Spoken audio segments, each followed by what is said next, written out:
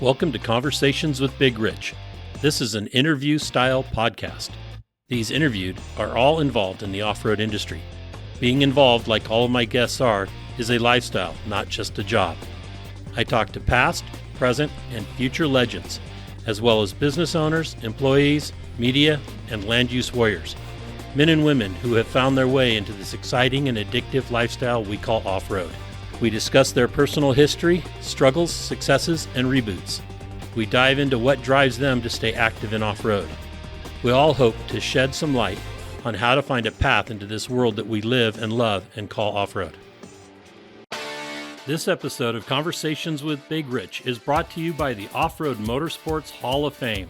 The mission of the Hall of Fame is to educate and inspire present and future generations of the off-road community by celebrating the achievements of those who came before. We invite you to help fulfill the mission of the Off-Road Motorsports Hall of Fame. Join, partner, or donate today. Legends live at ORMHOF.org. On today's episode of Conversations with Big Rich, we will be talking about Frank Scoop Vessels. Our guest is Bonnie Vessels. She will be talking to us and letting us know all about Scoop, their life and his life and how Frank was able to impact the world of off-road and NASCAR. Frank was a 2007 inductee into the Off-Road Motorsports Hall of Fame, and I'd like to thank Bonnie Vessels for coming on and talking about Frank. Bonnie, thank you so much for being here. Thanks, Rich. I'm nervous, and I hope you guide me along. No worries. No worries. I'm kind of an old pro at doing this, but luckily we edit. So as we go through this, if there's any spots in there, we'll clean them up and don't worry about it. Just relax and consider us like sitting around a campfire. Yes, sir. So let's start off right away with where was Frank born and raised? He was born in Long Beach, California, and he was born at the time his grandparents were building and developing and ultimately opening up Los Alamitos Racecourse for quarter horses. Wow, that's amazing. So he was in the horse racing world at a young age. From birth. And did he work the racetrack and the horses at an early age like that? Well, he was just raised in the day-to-day of it. He'd be on the backside with the trainers and jockeys and the horses, and then he'd be up in the grandstands with his parents or grandparents at night. So he got to meet both sides of the horse world. So racing was in his blood, whether with any kind of racing, the concept of going fast and the competition. So that's probably what was a big drive for him. Yeah, and his dad always told him, you're not going to be able to get away from the horse racing because it's bred into your genes. That was literally the case. I can imagine that. And I would imagine he went through college or in school also dealing with like animal husbandry or things like that. Was that a case? No, he went to a junior college and he took a business course, and I don't know that he actually even finished it.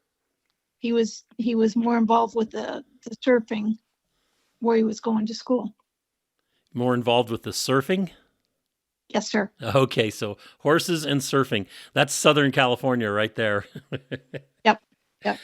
And he was born in 1952. Correct. And so in those early 60s, in that area, would probably, that 50s and 60s was pretty rural still. It wasn't, LA really saw growth impact in the 60s of growth, but are you from that area as well? No, I was from North San Diego County, but Scoop would always talk about Mr. Disney was building Disneyland at the same time his grandfather was building Los Alamitos, and they lived there on Catella. And he said during that time frame, if someone drove down the road at night, it woke you up. Oh, wow. Okay. So it it wasn't as impacted as it is now, of course. No. Do you know when he got interested in, we'll jump ahead a little bit here, into the off-road motorsports? It was when he'd gotten a speeding ticket, and his officer that pulled him over congratulated him and told him he'd given his grandfather, his grandmother, his mother, and his dad a ticket, and now Scoop was getting a ticket. And that was how it all kind of started. That's awesome when the police officer can go back that far with the family. And okay, that's some insight. When he was young and working around the stables and everything, that's where he got his nickname Scoop. Is that correct? Yes and no. Okay. He always told everybody, and I'm sure he's yelling at me right now, but he always told everybody it was his first job at the racetrack. In reality, his mother had had a horse fall on him. She'd suffered 8 miscarriages, carried him to term. She couldn't birth him, so they took him by C-section. And when he was born, his granddad came in and says, "Oh my God, that kid's got a head like a scoop shovel." And it stuck. And that stuck. Okay, that's actually a better story. I think so. But I can understand why the scoop shovel in the paddocks sounded more realistic or family orientated, I guess. Mm-hmm. And what was Scoop like around friends and even in people that he just met? He was one of those guys that could make friends with anybody, and he was as good of friends with the guys on the backside of the racetrack as he was with the guys up in the suites and everything. And one of the things that struck me from his memorial was that people just over and over and over comment on the fact that everybody was his friend. It was that easy for him. That you can't teach that. No. That's a personal skill that just develops and is probably one of the best traits for business, whether he ever finished business classes or not and spent more time surfing. That right there helps somebody get ahead, as Scoop was able to do. It's amazing, reading his history and the different websites that have listed his history and the history, how broad it is, from the horse racing to the off-road racing to, helping develop the NASCAR truck series and just the different people that he dealt with. It's absolutely amazing. And let's talk about some of those experiences, if you would. Okay. About, the getting into, let's start with the horse racing and how that helped, what he did to help develop that along, or how he got involved in it deeper. Well, he just simply lived it day in and day out, and he watched and he grew up with it. And there was a lot of comparisons with the trainers and the jockeys and race car owners and drivers. And he was someone that was able to share those experiences crosswise with the sport or the game he was playing at the time. They all interacted. Right. That makes a lot of sense. Did he ever ride himself in any races that you know of, or was it more as on the other side of it? He showed horses. The one and only time, I think he told me, well, he used to say that he passed being jockey-size when he was 12 years old because of his size. But one year when the track was running, halter horses, the horses, I'm losing my train of thought, the horses that go behind a buggy, his buddy set him up and put him in a cart behind a horse at close proximity that had a case of diarrhea. Oh, And as far as I know, that's the one and only time he raced around LaSalle, except for being in a race car. so his grandfather not only thought he, had the head of a shovel, scoop shovel, but he actually was kind of seeing the future. That's Yeah, it was harness racing. I'm sorry. I harness was looking racing. for the word harness racing. Yeah. That's incredible. That's not a position I'd want to be in. No, he was only in it once, and I'm sure that those guys that thought it was a good prank got paid back pretty well. I would imagine. So let's talk a little bit about pranks. I would imagine that somebody like that, and being around all the people that he was, there was probably some pranks going on. Do you know of any? Wow. Probably too many to share. He and Bob Gordon were really, really keen on pranking people. Dennis Moore was the guy that did the racetrack surface management, and Dennis and Scoop and Bob used to get in a lot of trouble for the pranks they'd pull.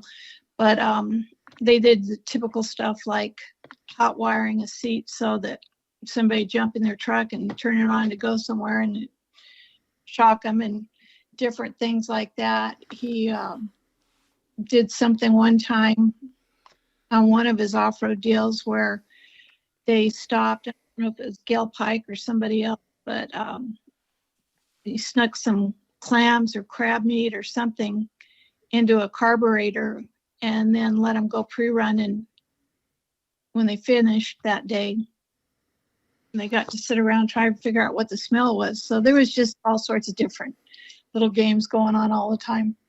Yeah, I'm sure glad none of that happens anymore. Yeah. Racers will be racers. Yeah.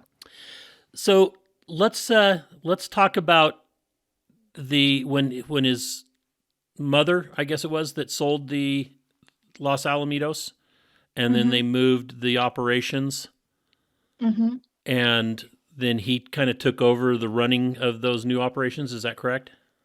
Yes, sir. And Yeah. what was the name of that operation, and what is it still producing horses now? Well, they went down in the mid 80s and they purchased San Luis Rey Downs Thoroughbred Training Center. And along with that, San Luis Rey Downs Golf Course.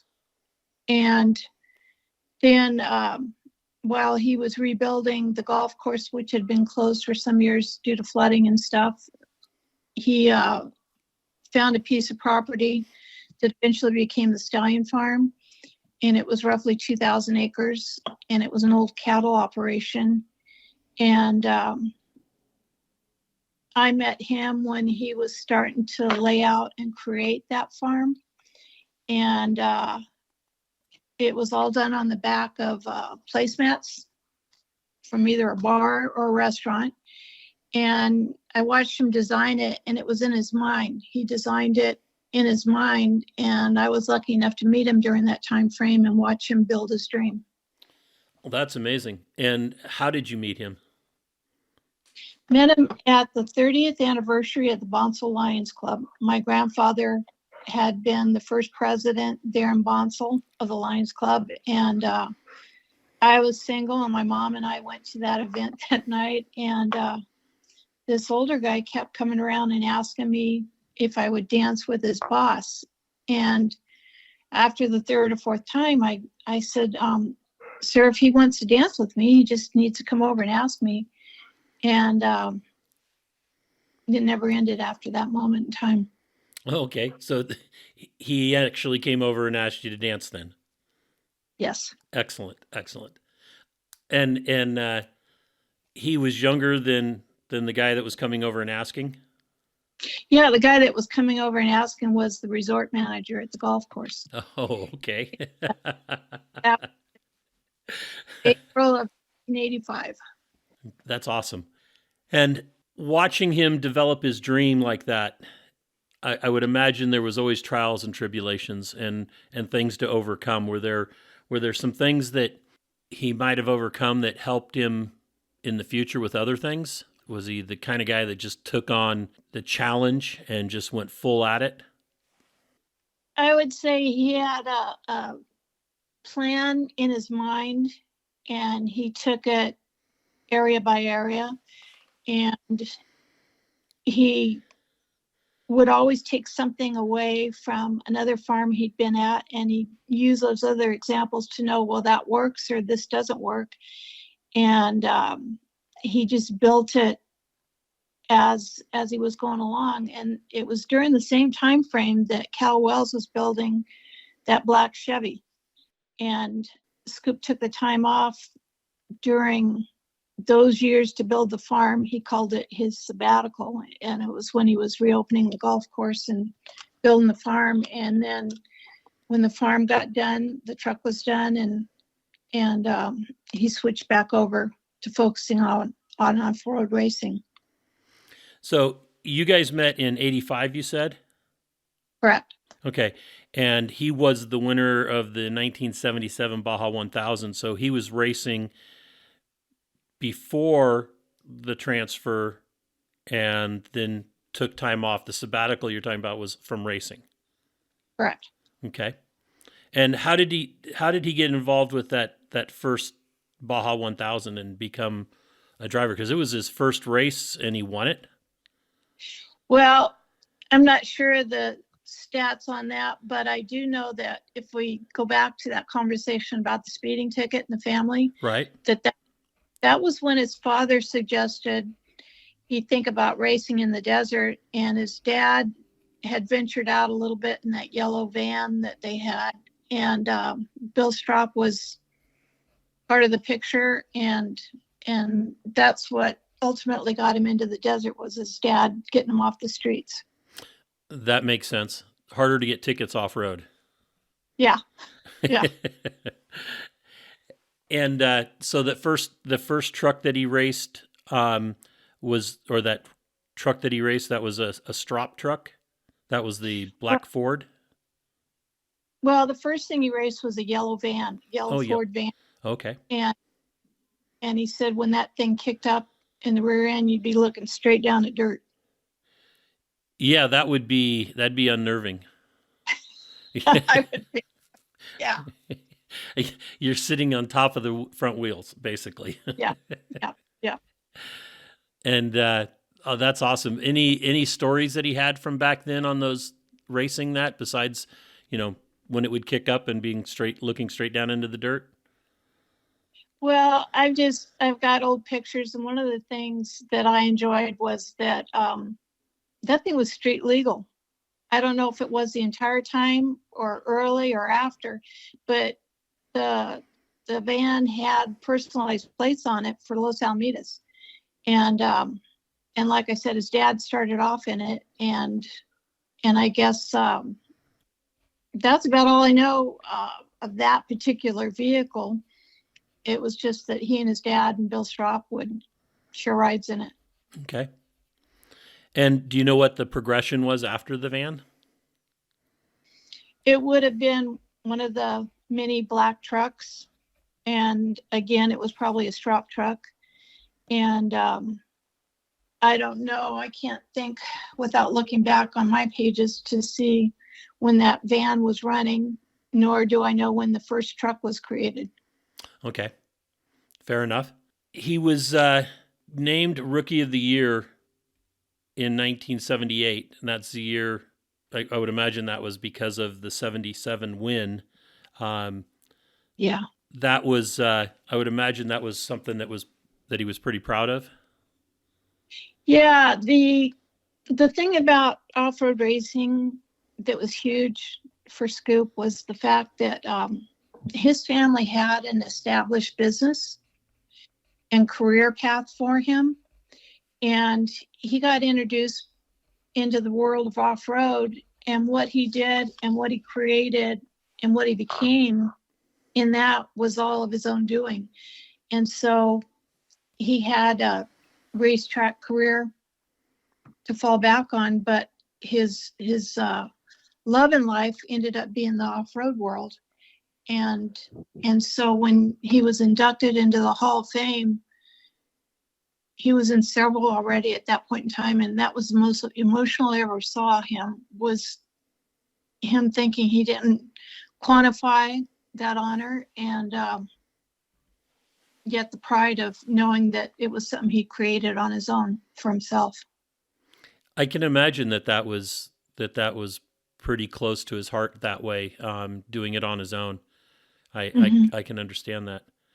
And then being honored in the Off-Road Motorsports Hall of Fame, and then questioning, whether you really had the background to do that, to be that, isn't, that's a question I think a lot of people have that have been in there, at least from the talking that I've had. So what was that night like when he got inducted into ORMHOF?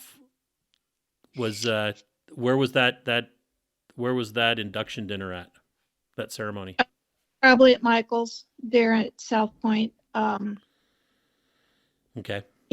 He was a guy that wasn't afraid to show his emotions, and we had a little game where when our son was playing baseball, he was a pitcher, and if he choked up, we'd tell him to breathe. And so later in life, when Scoop would get choked up and emotional about something, we would use that word to kind of break the moment's emotions so he could speak. And it was just a really, really proud night for him, and something that I'll always be grateful that he was alive for. Right. And were you, he also, up before that point, of course, he had won the, was it 3 or 4 different titles at SCORE? Is that correct? Yeah, he'd won different class championships, and like you said, Rookie of the Year, and different titles like that. And were you were around for that second phase of the off-road racing, correct? Right. And what was his favorite race that you recall? I probably have to say it would be a split between Riverside Raceway and the Ball 1000. That's a quite a difference, but I can understand that. Yeah. And what was his philosophy on off-road racing, on how to, say, manage a car during a race? His belief was that it was multi-level, but one example is he always said slower is smoother, which protects the car. He was a master at staying in touch with his sponsors. He loved going back. He felt it was critically important to go back to BF Goodrich or Chevrolet or Ford each year, all the different sponsors he had, and to walk in and sit down at those guys' desk. And he felt that paying attention to the sponsors was of utmost importance. He also felt like in order to thank those that were out there watching him, he needed to be as on-hands friendly as he could so they would respect him as a driver. And he had an incredible gift for working through corporate ventures as well as just for the people themselves, and he loved it. That's incredible. That's the way it should be. Relationships between teams or drivers and their sponsors, or what I like to call marketing partners. Right. It's more of a partnership, or should be more of a partnership than just a sponsorship. To me, sponsorship is somebody handing you what you need, and then you putting a sticker on and then going out and racing.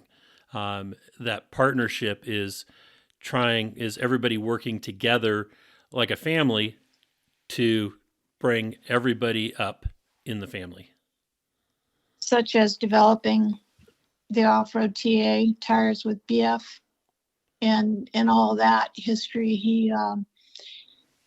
I got to go with him after the sabbatical when the Cal Wells truck came out, and watch him test those tires in the desert with the engineers, and they would just bring out different tires and have them run down a bad stretch like the Rock Garden on the Mint Race or wherever, and he'd run it down there and come back and then tell the engineers exactly what he felt in the tire. And it was really fun to watch and listen to, but he had a feel for the car that was second to none, and he could give them that input, and then they could correct or change the tires accordingly, or the race car.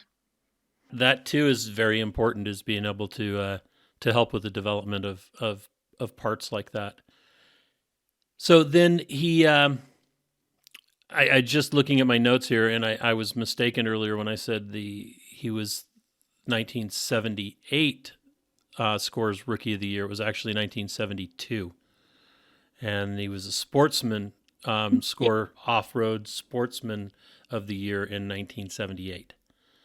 Yeah, I've got all those pictures and plaques everywhere. That van that I was talking about, the yellow Ford van, was a 71, so that all fits. Okay, that makes sense. And it says that my notes say that it included 30 major race victories and 4 points championships. That's a pretty good record. It stands up to just about anybody. Yeah, and you think about what was available technology-wise back in those years versus what's available now, and it was a tough go, but that was his desire, was to be the best that he could against all conditions, and his guys gave him race cars that would do that, and sponsors did, and the relationship with BF Goodrich was second to none. I think that's very important, is being able to, and at that time too, is the development of that technology. Without those earlier pioneers, and being able to talk about what the vehicle's doing, and then figuring out how to make it do its job better, we would still be all racing Class 11s. I think. Yeah, well, I can tell you, like on that Blazer, that wing on top wasn't there just to be pretty. And he showed me and told me how going across Diablo Dry Lake and other places like that in Nevada, the angle of that wing would determine whether or not that car was going to stay on the ground or if it was going to fly. And it was interesting getting to learn that it was actually a critical part of the makeup of that car, instead of just being a BFG advertisement spot. Right. With more sheet metal, more advertising. Yeah. And he was part of the American Thunder program. Yes. And that was part of BFG's alliance with Chevrolet and Mobil Oil and their race program. Do you recall that? I know that happened a little earlier than 85. I don't know if that... No. That was later on. Oh, okay. And Scoop had been running his own truck, the Cal Wells truck, and he put together that multi-sponsor package. And he walked that into the door of John Nelson's shop. And that was what created the sponsor package that became known as American Thunder. Okay, so John Nelson had his hands in the development of help with the race truck. Yeah, John built and designed the race truck, maintained it, and did all that. But Scoop, I think, brought in probably the lion's share of sponsorship for that thing to work. Right, that makes sense. And how long did that relationship last? I can't tell you. Okay. I'm not sure what it was. I know there was a lot of success in it, and we had a great team there as well. And Pops, John Nelson's dad, was an incredible engineer. And it was always fun to be able to ask him questions. Scoop would ask him something about what did this do and what did that do on the engineering of the truck. And Pops could always explain it. And it was always a learning curve about a lot of different things in life. When you'd ask that man about washboard roads and what caused them, and the fact that it was tires and different levels of inflation and different tire patterns and all that stuff. He was just a wealth of knowledge, and it was fun during those years getting to see that part of it. Scoop was considered one of the pioneers, probably along with Bob Gordon and some of the other names that you've mentioned. Did those guys all like hang out together besides at the shops? You know, you're talking about John Nelson and Pops and with Bob Gordon and others. Was that just commonplace that those guys were together? They would be together, I think, for the most part, when they were testing or pre-running and times like that. We lived close to Nelson's shop when we were up on the mountain above Palm Springs, and we would drive down the mountain to see that truck and find out what was going on with it quite frequently. I know that when Scoop was still up with the shop team that they were over there quite a bit, but otherwise in the off times, you were only together when you were in a race or pre-running. Okay. Who do you think was the biggest influence for Scoop during those early race years? Was there somebody that he talked about that was more like a mentor? I would put his dad first. Dad first. Then Bill Strop. Then Strop. Makes sense. Okay. And how long did he continue to race? Till 92 or 93. 92 or 93. And do you know well, I would imagine you know, when he decided not to race anymore, what was the impetus for that? Well, it was around the same time as when those four guys started the truck series with NASCAR, and we just had our son, and he wanted to run that truck series, and in doing so, you couldn't spread yourself too thin and do things right, and he was always wanting to do it right. And so during that time frame, that's when we ran the truck series with NASCAR for a year. And then after that, his son Cash was old enough to be racing and starting out to race and everything. And so at that point in time, he decided it was time to cheer his kid on and help him develop his skills. Okay. And what was he like with his son doing that? I mean, I think he was bossy. He was bossy. He believed, and we used to go down, and when there was a Baja race, we would literally go down there for 6 weeks at a time and pre-run. And I knew I was in trouble when we were stopped for the evening one time, and Bob and Scoop and whoever else, Dave Ashley, whoever else was around at the time, were talking about that rock outside of that tree on that turn, and I knew where they were talking about it. And so Scoop felt very strongly that in order to succeed, you couldn't have a hiccup and forget a tree or a cactus or a rock. And so he had this incredible way of going over and over and over and over the course. And he had a little recorder at the time that was probably 2 or 3 inches or whatever. And he would talk to himself that whole race course. And then we'd go back to the room at night, and he'd lay there and he'd close his eyes and he'd play those recordings and he'd visualize it.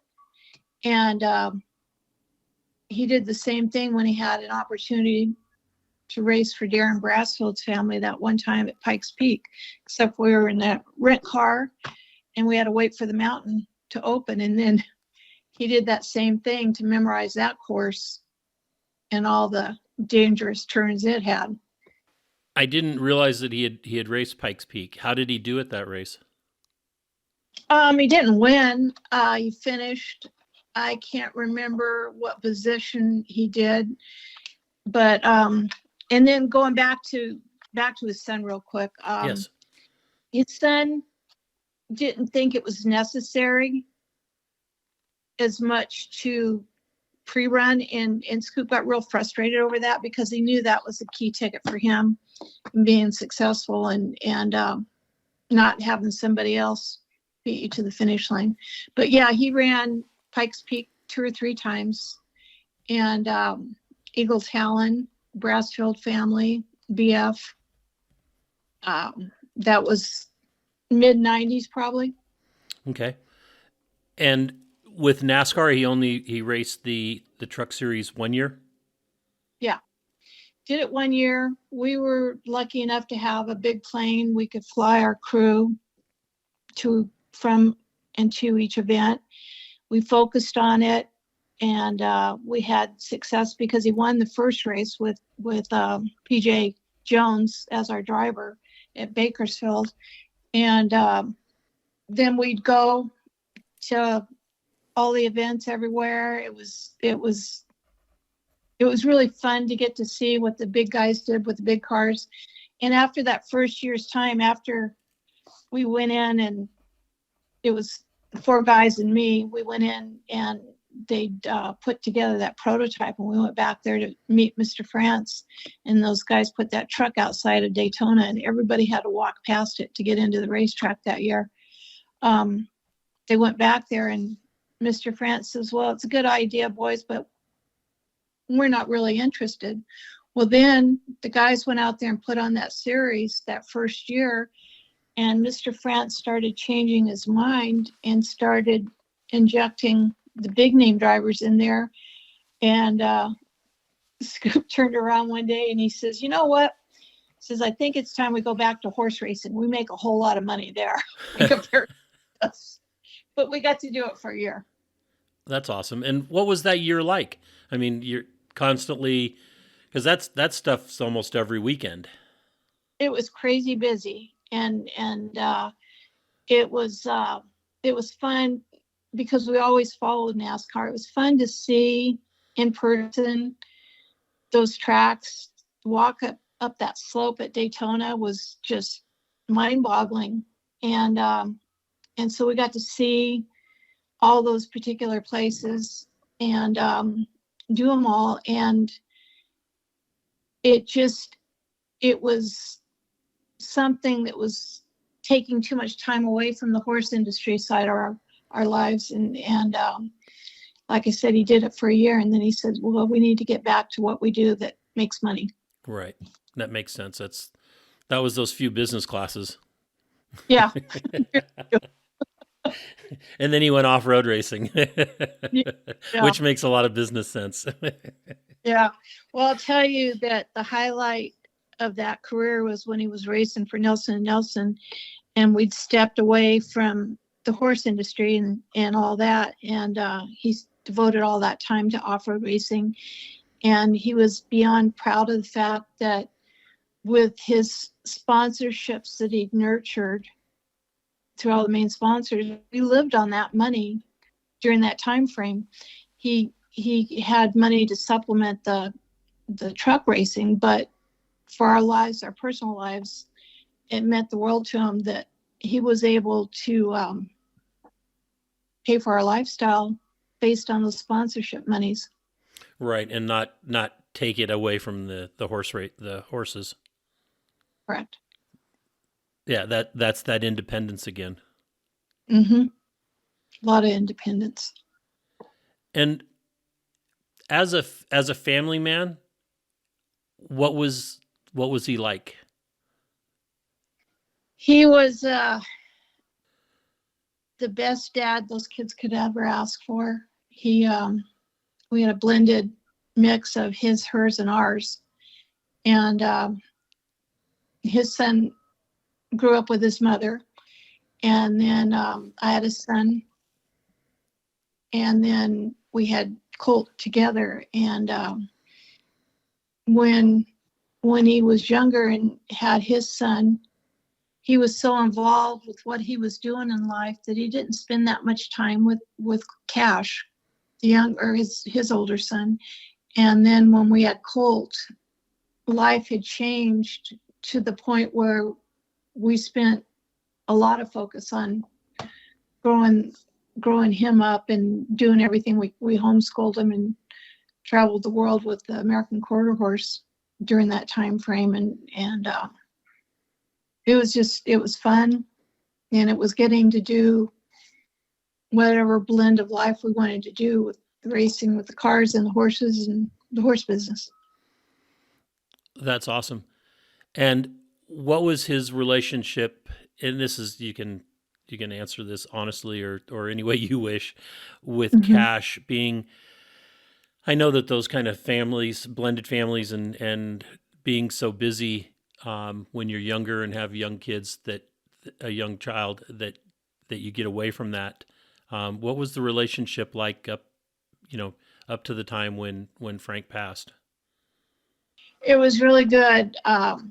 Cash had big desires to race like his dad. Between you and I, Cash didn't have the sponsorship qualities that Scoop did. Right. And as a result, it cost him. And yet every race that Cash had, Scoop wanted to go to it, and he was there, and he chased, and they actually ran one race together, and it was for somebody else on the car, and I can't remember who, but Scoop had done his due diligence, and we'd gone down there and pre-run that race course over and over and over. It was down in Baja. And this car was new age. It had a GPS unit in it, and Scoop had pre-run and done his usual notes to himself and memorizing. And this kid that was co-driving when Scoop had his turn to drive told him that this turn wasn't going to be for another 2 miles or so. And Scoop says, no, it's coming up. It's past this next post or pole line post, telephone pole or whatever. And the kid says, no, it's down further. And so Scoop listened to the kid, and the turn was where Scoop said it was, and they flew off and went into a tree, and then he ended up burning up the tranny pretty much before he handed the car over to Cash. And there was frustration there on Scoop's part because there was a bunch of spectators across this wash up on a hill, and they just sat there and watched and clapped and cheered as he was stuck in this tree. And then when he finally got out of the tree and got back on the course and going, he went around that corner and shared a few rocks with them. Yeah, roosted them. Yeah. Oh, I've been roosted before. Yeah. It was I got roosted as part of a thing we were working with Pistol Pete's crew, and Fast Eddie is what he goes by. Heard Robbie Gordon coming up, that you distinctly can tell the motors, and so as Robbie comes around the corner, we were on the inside of the corner. Fast Eddie decided he was going to show him the moon, and Robbie saw it, swung the car back around really quickly, and was able to roost Eddie and us, my wife and I, and our Jeep, because we were parked behind where he was at. And it was absolutely the funniest thing that I'd ever seen, because Fast Eddie thought he was getting away with something, and it turned around on him.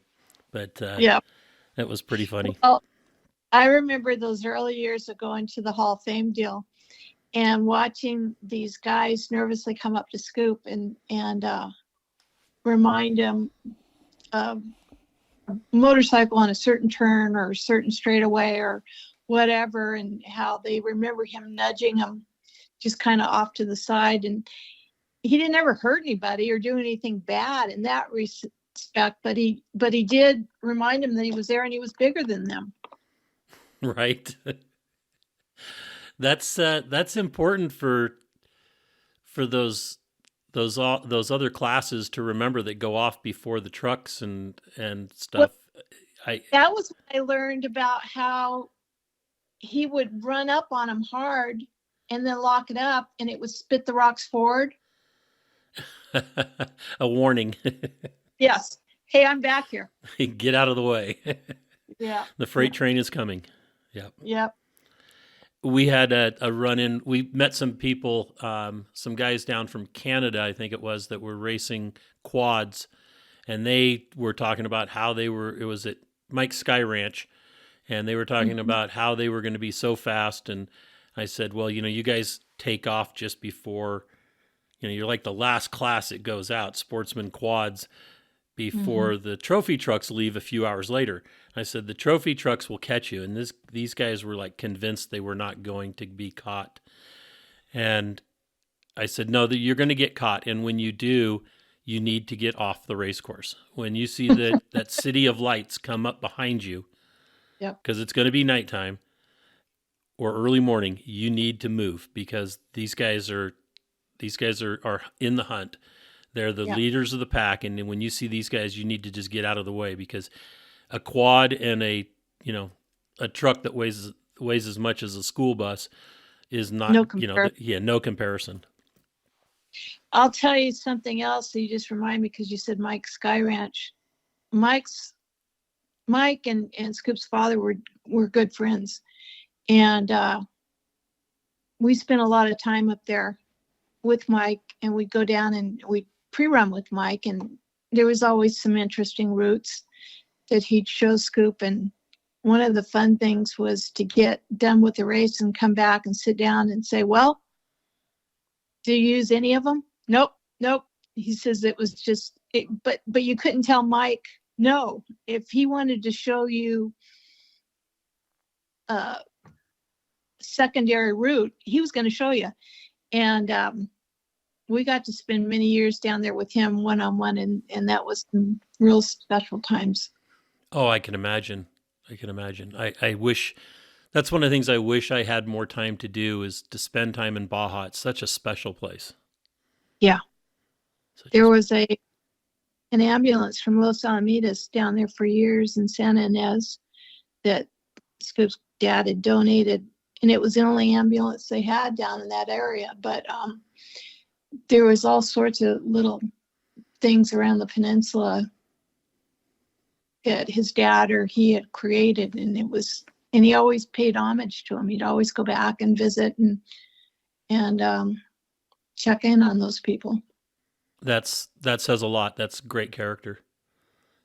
Yeah. And those are the kind of reasons that he's actually in the Hall of Fame. You can have wins and you can be an innovator, but it's how you treat people.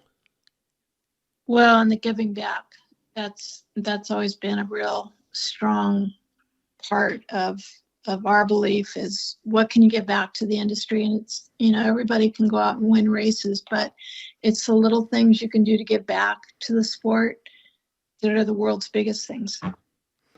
Can you discuss the incident with Frank's passing, Scoop's passing? Yeah, he was an avid fisherman. We were, and he had made a date to go up to Montana, Big Sky Country, and go fly fishing with a friend of his that was from the horse side of life. And he had been under the tutelage of Mike Venable on the airplane that we had. It was a Aero Commander.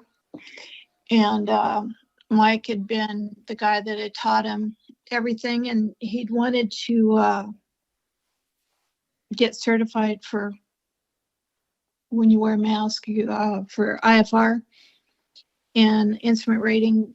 And I was against it. I didn't want him to, because I knew him well enough to know it would be me that would be the one keeping current with all the rules and regulations.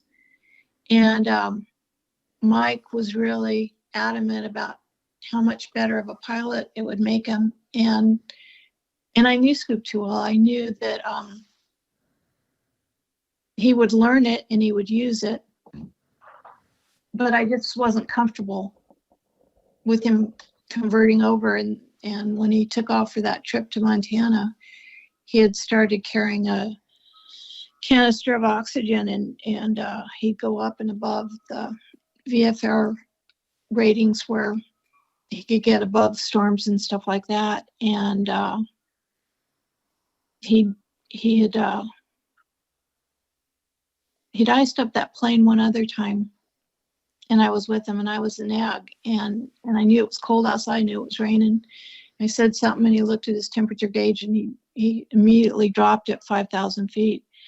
And I can tell you that if I would have been there that day, it wouldn't have happened, just because I flew the plane when it was he and I, because I was the autopilot, and I could keep it on track, altitude, destination, all that stuff. I knew how to do it. And I had gotten him a iPad, and I'd put some of the weather apps in there so he could keep on top of what the weather was doing, where he was going and everything. And I called him that morning, and I told him that there was really bad weather between where he was at and where he was going. And he was already up in the air. And next thing I know, Mike Venable called me, and he says, "Where's Scoop?" And I said, "He's going fly fishing up in Montana." And Mike dropped the F-bomb, and he says, "I'll call you back." And that was when I knew.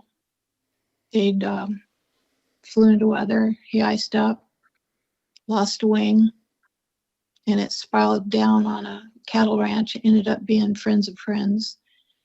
And he never had a chance. It was once the wing snapped off, they were done. And it all goes back to if I would have been supportive of him going with instrument rating, would he still be here? I don't know. I just know that he felt that he was invincible, and that there's an old saying that said there's old and bold pilots, but there's no old, bold pilots. And he ended up being one. Right. Well, thank you for sharing that. I know that's got to be tough. Yeah. Never goes away. Right. No, because he was taken way too soon. Yep. And what would you say would be his mantra, if he had one, in life? What was his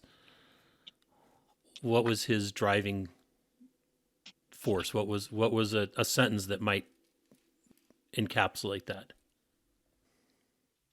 It's all about the horsepower. Literally. Yeah.